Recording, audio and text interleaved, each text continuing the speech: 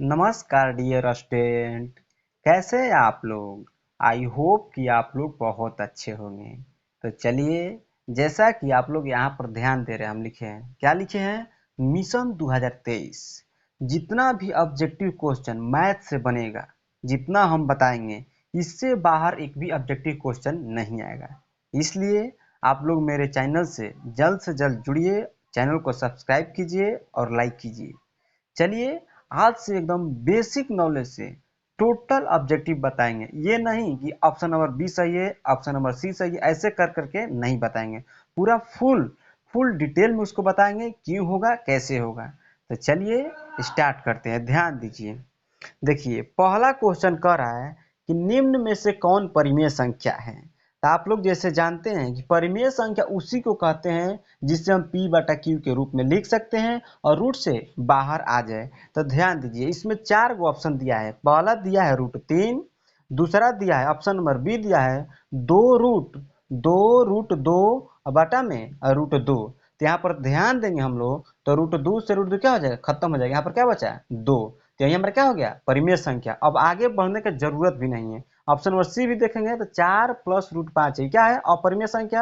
और option D क्या है, अपरिमेय संख्या। ऑप्शन नंबर बी हमारा क्या हो जाएगा, राइट आंसर, यानी पहला के ऑप्शन नंबर बी सही होगा। अब ध्यान दीजिए दूसरा नंबर क्वेश्चन का।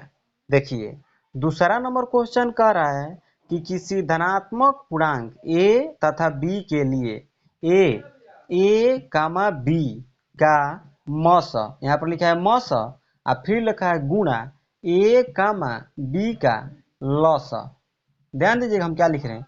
इसका कहने का मतलब हुआ कि दो गो संख्या a और b है, इसका मस और लस का गुणनफल किसके बराबर होता है। जैसा कि हम लोग जानते हैं कि लस और मस का गुणनफल जो होता है दोनों संख्याओं के गुणनफल के बराबर होता है। यहाँ पर दो गो संख्या कौन है, a और b है, यानी कि यहाँ पर आंसर क्या हो जाएगा, इसके बराबर में हो जाएगा दोनों संख्याओं का गुणनफल। यही हमारा फाइनली आंसर हो जाएगा, यानी कि दूसरा के ऑप्शन नंबर सी हो जाएगा। अब ध्यान दीजिएगा तीसरा क्वेश्चन, पूरा डिटेल्स आपको बता रहे हैं। तो चलिए दोस्त आगे बढ़ते हैं। देखिए, फिर कह रहा है घात एक वाला बहुपद कहलाता है। तो आप लोग ध्यान दीजिएगा, जब भी परीक्षा में कहेगा घात एक वाला बहुपद क्या कहलाता है, तो आंसर मारिएगा हमेशा रैखिक बहुपद। ठीक, तो इसका आंसर क्या हो जाएगा, ऑप्शन नंबर सी। और एक क्वेश्चन बनता है यहाँ से, कहेगा रैखिक बहुपद का घात कैसे होता है, घुमा के, तो हमेशा आंसर मारेंगे क्या, एक। फिर क्या आएगा, रैखिक बहुपद का शून्य कितना होता है, एक। आप लोग आंसर जरूर करिएगा। अब ध्यान दीजिए, फिर क्वेश्चन करेगा घुमा के कि द्विघात बहुपद का शून्य कितना होता है, तो 2। तो शून्य को 2 होता है, द्विघात बहुपद का घात कितना अधिक, 2। और कहेगा त्रिघात बहुपद का घात कितना होता है, 3। और त्रिघात बहुपद का शून्य का संख्या कितना होता है, 3। समझ रहे हैं ना, आंसर मारिएगा। तो चलिए फाइनली 3 नंबर क्वेश्चन का हमारा आंसर क्या हो जाएगा, सी।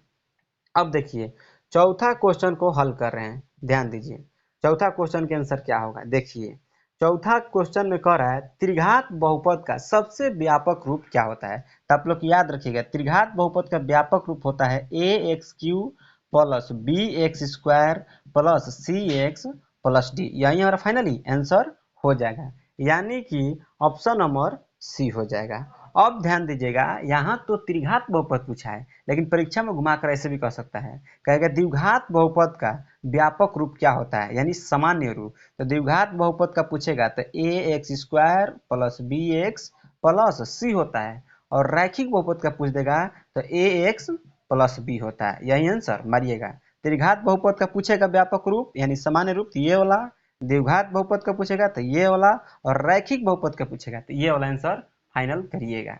तो चलिए मेरे भाई अब आगे बढ़ते हैं। देखिए, फिर 5 नंबर क्वेश्चन देखते हैं। देखिए, बार बार कर रहे हैं, पूरा डिटेल में बताएंगे, इससे बाहर परीक्षा में एक भी ऑब्जेक्टिव क्वेश्चन देखने को नहीं मिलेगा। तो चलिए ध्यान दीजिए, 5 नंबर क्वेश्चन देखिए क्या कह रहा है। कह रहा है यदि साइन ए बराबर, देखिए यहाँ बना दे रहे हैं, साइन ए बराबर 3/4, ठीक, दे दिया है। और फिर पूछ रहा है कि कॉस ए का मान क्या होगा। तो ध्यान दीजिए, आप लोग पढ़े हैं साइन थीटा, तो यहाँ पर थीटा लिखिए, ए लिखिए, बी लिखिए, सी लिखिए, कुछ भी लिखिए, जो यहाँ पर रहता है वो कोण को दिखाता है। तो साइन ए बराबर क्या दे दिया, 3/4 मान दे दिया है। जैसा कि हम लोग फार्मूला जानते हैं कि साइन थीटा बराबर क्या होता है, लंब बटा में कर्ण। लंब को पी से और कर्ण को ए से सूचित करते हैं। तो लंब दे दिया और कर्ण दे दिया। यहाँ पर मान किसका पूछ रहा है, कॉस ए के। तो कॉस ए बराबर यानी कॉस थीटा बराबर फार्मूला जानते हैं कि आधार बटा कर्ण होता है। आधार को बी से और कर्ण को ए से। अब ध्यान देंगे मेरे भाई, यहाँ पर देखिए कर्ण तो पता है लेकिन आधार गायब है, लंब दिया है। तो सबसे पहले आधार को बुलाएंगे। आधार निकालने का फॉर्मूला एगो होता है रूट अंडर कर्ण स्क्वायर माइनस लंब स्क्वायर। तो कर्ण यहाँ पर क्या है, 4 है, तो 4 का स्क्वायर कर देंगे और माइनस लंब कौन है, 3, तो 3 का स्क्वायर कर देंगे। यहाँ ध्यान दीजिए 4 का स्क्वायर में से 4 का स्क्वायर होगा 16 और 3 का स्क्वायर होगा 9। 16 में से 9 घटाएंगे 7, यानी कि आधार कितना आ गया, 7। यहाँ पर ध्यान देंगे तो आधार बटा में क्या होता है, कर्ण। तो आधार का माना गया √7 और कर्ण दिया है 4, तो बटा में क्या लिख देंगे 4, यानी कि कॉस ए का मान हो जाएगा √7 बटा में 4। यही हमारा फाइनली आंसर हो गया। यानी कि 5 नंबर क्वेश्चन का ऑप्शन नंबर डी सही है। अब ध्यान दीजिए 6 नंबर ध्यान दीजिएगा आप लोग। देखिए कह रहा tan ए बराबर होता है, देखिए ये भी क्वेश्चन पूछता है घुमा घुमा कर। तो यहाँ पर देखिए समझा दे रहे हैं, यहाँ पर ध्यान दीजिएगा आप लोग। देखिए यहाँ पर ध्यान दीजिए tan ए, यहाँ पर tan ए दिया ना, कुछ भी दे सकता है, थीटा देता है, कुछ भी दे सकता है। तो याद रखिएगा tan हमेशा चेंज होता है cot ए में। ध्यान रखिएगा tan किस में चेंज होता है, cot ए में। अब ध्यान दीजिए यहाँ पर sec ए यानी सेक चेंज होता है हमेशा कौशिक में। याद रखिएगा जो समझा रहे हैं। साइन ए हमेशा चेंज होता है कॉस ए में। ये वाला बात आप लोग क्लियर याद रखिएगा। परीक्षा में पूछेगा कि tan किस में चेंज होता है, तो कॉट ए में। ठीक, सेक किस में चेंज होगा, कौशिक में। साइन किस में चेंज होगा, कॉस में। तो ध्यान दीजिए क्वेश्चन कैसे पूछ रहा है यहाँ पर, ध्यान दीजिए कह रहा है ना यहाँ पर tan ए किसके बराबर है। तो 4 को ऑप्शन दिया है, इसमें हमारा आंसर सही हो जाएगा। कौन सही है, देखिए पहला ऑप्शन दिया है कॉट 90 डिग्री माइनस से। हमारा आंसर फाइनल कौन हो जाए, यही हो जाए। क्योंकि अभी आप लोग को हम बताया कि tan किस में चेंज होगा, कॉट में। जब भी इस टाइप के क्वेश्चन आएगा, अगर पूछेगा tan किसके बराबर होगा, तो जिसमें कॉट लगा रहेगा वही आंसर मार देंगे। कहेगा साइन किसके बराबर है, तो जिसमें कॉस लगा रहेगा कॉस वही आंसर मार देंगे। समझ रहे हो ना। पूछेगा सेक किसके बराबर है, तो जिसमें कॉसेक लगा रहेगा वही आंसर मार देंगे। यानी कि हमारा आंसर कौन है यहाँ पर सही, tan ए बराबर हो जाएगा ऑप्शन नंबर ए, यानी कि 6 नंबर के ए सही हो जाएगा। अब 7 नंबर क्वेश्चन देखिए, ध्यान दीजिए 7 नंबर क्वेश्चन क्या कह रहा है।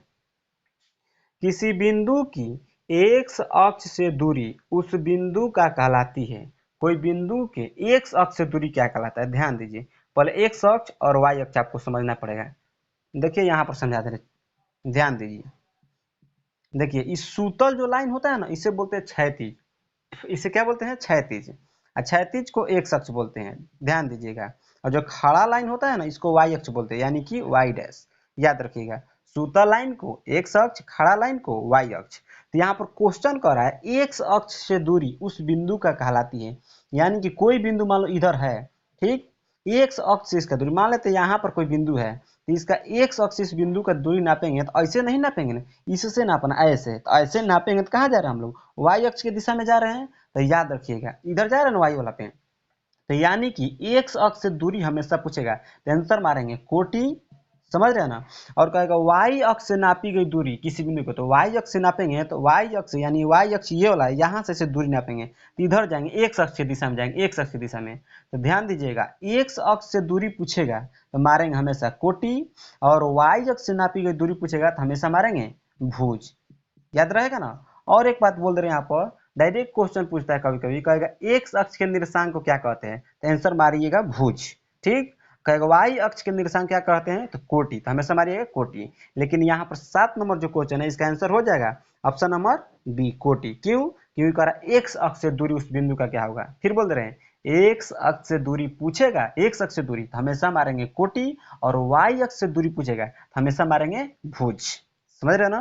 अब फिर एक बार बोल रहे हैं एक्स अक्ष का निर्देशांक पूछेगा तो भुज, और वाई अक्ष का निर्देशांक पूछेगा तो कोटि। चलिए आगे बढ़ते हैं। अब 8 नंबर ध्यान दीजिए। 8 नंबर कह रहा है निम्न में से कौन वृत्त के क्षेत्रफल का सूत्र है। तो वृत्त के क्षेत्रफल का सूत्र होता है पाई आर स्क्वायर। तो ध्यान दीजिए यहाँ पर क्या हो जाएगा, option number C, option number C में है।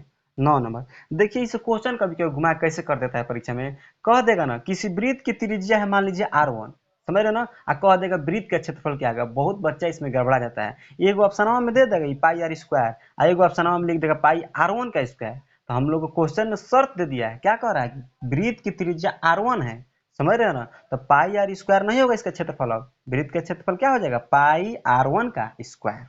समझ रहे हैं ना मेरे भाई। तो चलिए आगे बढ़ते हैं, यानी कि जो, अच्छा ठीक है, तो 8 नंबर क्वेश्चन क्या हो गया, सी। अब ध्यान दीजिए 9 नंबर क्वेश्चन कर रहा है संचयी ब्रह्मवार्ता वक्र कहलाती है, तो हमेशा आंसर मारिएगा तोरण। तो किस ऑप्शन में है, तो ऑप्शन नंबर ए में है, यही हमारा फाइनली आंसर हो गया। और 10 नंबर क्वेश्चन देखिए, 10 नंबर क्वेश्चन कर रहा है कि यूक्लिड विभाजन एल्गोरिथ्म दो धनात्मक पूर्णांकों के निम्न में किसे परिकलित करने का तकनीक है। हमेशा इसका आंसर याद रखिएगा। अच्छा आप ही लोग बताइए, जब भी हम लोग पढ़े हैं यूक्लिड विभाजन से क्या निकाले, हमेशा हमेशा मसा निकालते हैं। तो यूक्लिड विभाजन क्या निकालने की विधि है, तो मसा, यानी कि ऑप्शन आंसर कौन सा हो जाएगा, मसा, यानी कि ऑप्शन नंबर बी। 10 नंबर क्या हो जाएगा, ऑप्शन नंबर बी, यही हमारा फाइनली आंसर हो जाएगा। तो चलिए आई होप कि आप लोग कंप्लीट में समझ में आ गया होगा।